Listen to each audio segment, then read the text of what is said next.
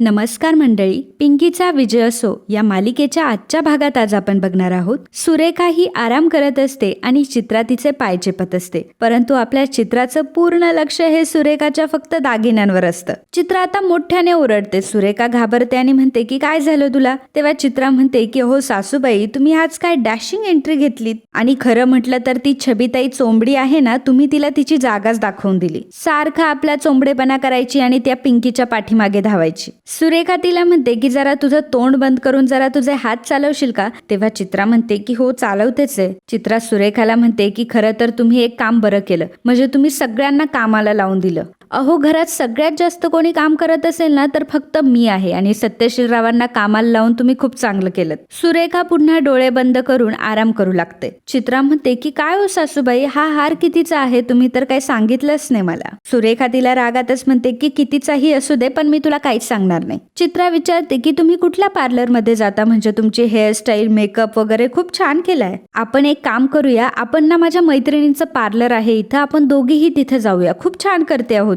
चित्रा सारखंच धाकटी सासूबाई, तुमचं हे चांगलं आहे ते चांगलं आहे, साडी कोणती आहे आणि साडीचं फॅब्रिक खूप छान आहे, कुठून घेतली साडी, असे फालतूचे प्रश्न सुरेखाला विचारत असते. सुरेखा मात्र तिच्याकडे बघून हसत असते. चित्रा तिला म्हणत असते की थोरल्या सासूबाईंपेक्षा खरंच तुम्ही खूप छान आहात. सुरेखा म्हणते की हे सगळं मिळवायला ना खूप कष्ट लागतात, आणि तुझी ही बडबड ऐकून माझे कान तिटलेत, त्यामुळे तू आता गप्प बस. नमस्कार मंडळी, तुम्ही चॅनलवर व्हिडिओ बघता, परंतु आपल्या चॅनलला तुम्ही सबस्क्राईब करत नाही. माझी तुम्हाला एकच विनंती आहे की प्लीज चॅनलला सबस्क्राईब करा आणि हा व्हिडिओ शेवटपर्यंत नक्की बघा. धन्यवाद. इकडे छबी आता तिची बॅग भरत असते आणि आईसाहेब तिला म्हणत असतात की छबी, तू कुठेही जायचं नाही, कारण तू ह्या घरातली लेक आहेस, नाहीतर मी आता इथे एकटी पडेल. तेव्हा छबी म्हणत असते की अगं आई, मी कशी काय इथे राहू, इथे माझा नवरा सुद्धा माझ्या सोबत नाहीये. कोण कुठली बाई ती, आणि मला म्हणते की तू ह्या घरामध्ये तुकडे तोडतीये म्हणे. मी या घरात खरंच तुकडे तोडते का, माझा या घरावर काहीच हक्क नाहीये का. छबी आता खूप चिडलेली असते आणि रडतही असते. तेव्हा आईसाहेब तिला म्हणत असतात की छबी, तू काळजी करू नको, मी त्या दोघांचे ना आता चांगलेच कानोपट. सुशीला ही छबीला म्हणत असते की छबी, अगं तू माझा तरी एकदा विचार कर, मी किती इथे एकटी पडली. आता मला फक्त तुझाच आधार आहे अगं, आणि जर आता तू इथून गेली तर मी कोणाकडे बघायचं आणि मी कसं राहायचं. पिंकी सुद्धा आता तिथे आलेली असते आणि त्या दोघींकडे ती बघत असते. तेव्हा छबी ही आईसाहेबांना म्हणत असते की आई, मी तुला सोडून कुठेही जाणार नाही. खरं तर मी स्वार्थी विचार करत होते, पण आई अगं काय करू, मला माफ कर प्लीज. आणि असं म्हणून आता ती आईसाहेबांना मिठी मारते. दोघीही खूप रडत असतात. पिंकी छबीला म्हणते की छबीताई, तुम्ही इथे आहात ना, म्हणून माझ्या अंगात 10 हत्तींचं बळ आहे. आता सासूबाईंना न्याय मिळवून देण्यासाठी मी काहीही करू शकते. तुमची मला साथ आहे ना, बाकी मला काही नकोय. असं म्हणून आता पिंकी तिथून निघून जाते. दुसरीकडे धनंजय आणि बापूसाहेब दोघेही ऑफिसमध्ये असतात. बापूसाहेब आता खुर्चीवर बसलेले असतात आणि धनंजय बापूसाहेबांना म्हणत असतो की बापूसाहेब, एक गोष्ट तर माझ्या लक्षातच येत नाहीये. पिंकीने हे सर्व सत्य जेव्हा पंचायतीसमोर मांडलं की सुरेखा मावशी ही तुमची बायको आहे आणि तुमची अजून एक बायको आहे, हे मला माहितच नव्हतं. बापूसाहेब म्हणतात की धनंजयराव, तुम्हाला काय म्हणायचं ते जरा स्पष्टपणे सांगता का. तुम्हाला सासऱ्याची फजिती झालेलं बघायचंय का. ते माझं कसं झालंय माहितीये का, 2 बायका आणि फजिती ऐका.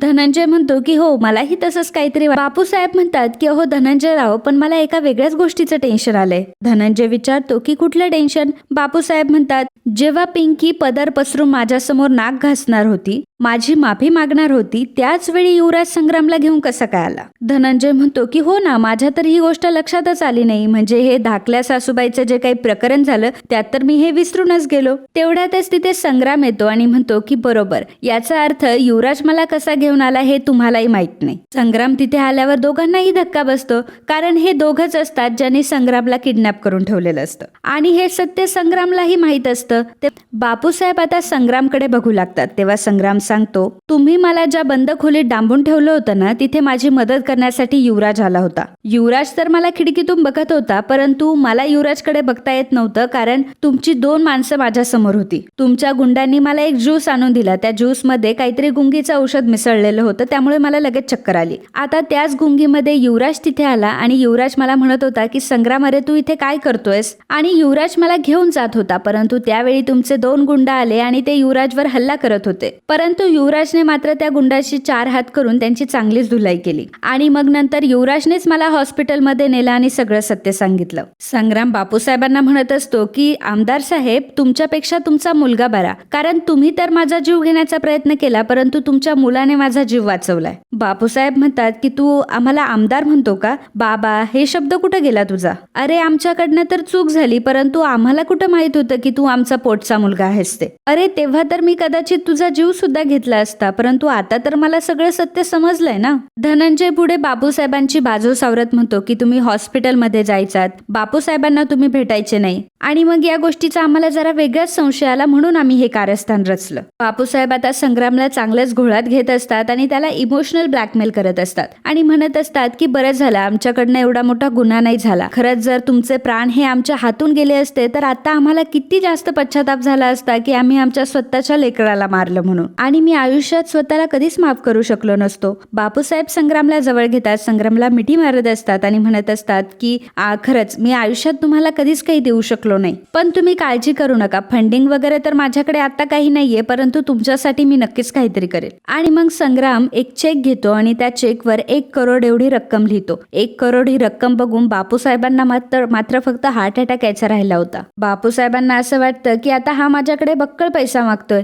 संग्राम म्हणतो की हे बघा, तुम्ही आमचे पिता आहात, परंतु मी तुमच्यासाठी काहीच केलं नाही, पण आता मी तुम्हाला 1 करोड रुपये देतोय, त्याच्या बदल्यात मी नक्कीच तुमच्याकडनं काहीतरी मागून घेणार आहे आणि ती गोष्ट तुम्ही मला द्यायची. तर बापूसाहेब म्हणतात की तुम्ही जे मागाल ते आम्ही तुम्हाला देऊ. संग्राम म्हणतो की बघा हा, लक्षात ठेवा, मी जी गोष्ट मागेल ना तुम्हाला ती द्यावी लागेल. संग्राम आता चेक तिथे ठेवून आता तिथून निघून जातो. बापूसाहेब मात्र खूपच खुश होत असतात, कारण त्यांना पैसे द्यायचे नसतात तर त्यांच्या खिशात आता लक्ष्मी आलेली असते. धनंजयला मात्र टेन्शन आलेलं असतं की हा संग्राम नक्की काय मागणी करणार आहे पुढे. बापूसाहेब धनंजयला म्हणतात की धनंजयराव, त्या गोष्टीचा तुम्ही विचारच करू नका, आता फक्त तुम्ही बँकेमध्ये हा चेक डिपॉझिट करा. दुसरीकडे पिंकी ह्या सगळ्या गोष्टींचा विचार करत असते आणि तेवढ्यातच तिला युवराजचा कॉल येतो. युवराज तिला विचारतो की काय झालंय कारभारीन, मी केव्हाचा तुम्हाला कॉल करतोय, तुम्ही माझा कॉल का घेत नाहीयेत? पिंकी म्हणते की अहो धनी, इथं सगळंच काही बिघडलंय. युवराज म्हणतो की अहो पण नक्की झालंय तरी काय? तेव्हा पिंकी म्हणते की माझं गणित सगळं चुकलं, सुरेखा मावशींचा ताल सूर सगळं काही बदललंय आणि आईसाहेबांवर अन्याय होतोय, प्लीज तुम्ही लवकरात लवकर इकडे निघून या.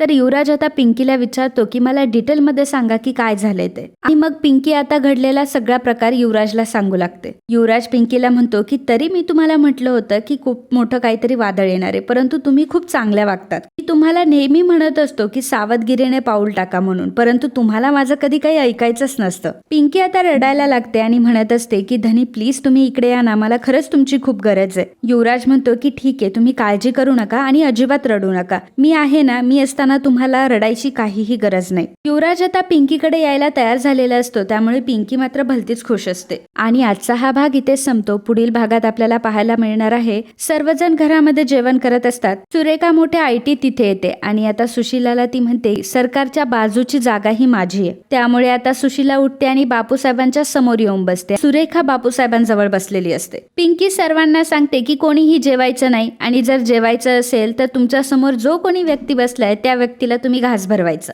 आणि मग बापूसाहेब सुशीलाला घास भरवतात आणि सुशीला बापूसाहेबांना घास भरवते आणि ती सुरेखाला म्हणत असते की सुरेखा मावशी, मी आता तुमचा डाव तुमच्यावरच उलटवणार आहे. तर मित्रांनो, असेच पिंकीचा विजय असो या मालिकेचे डेली अपडेट बघण्यासाठी आत्ताच आपल्या चॅनलला सबस्क्राईब करा आणि हा भाग जर तुम्हाला आवडला असेल तर व्हिडिओला लाईक आणि कमेंट करायला अजिबात विसरू नका. धन्यवाद.